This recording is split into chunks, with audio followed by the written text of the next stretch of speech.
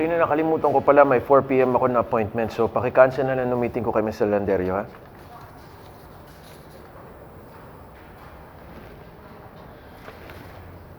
Sabrina, are you listening?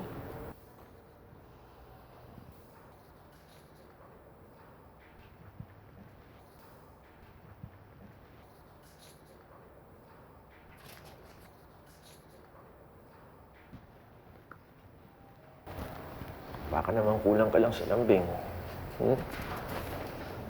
Kalimutan na natin yung nangyari sa amin. Hey, why don't we go on a date? You know, we'll have dinner, just you and me, or we'll go somewhere, just sometime to unwind. Maybe out of town. Tama na. I can't do this anymore. Why, you're gonna quit? Dito sa Keystone? Yes. I'm quitting this fake job as your secretary at sa buhay mo. You're breaking up with me. Wala namang ibang pupuntahan tong relasyon na to eh. Isa lang akong tanga naniniwala sa'yo at nagpapadala sa mga manipulations mo. At kung ano man yung mga plano mo, I'm out of it. And what if I don't agree, Sabrina? What then? Bahala ka na.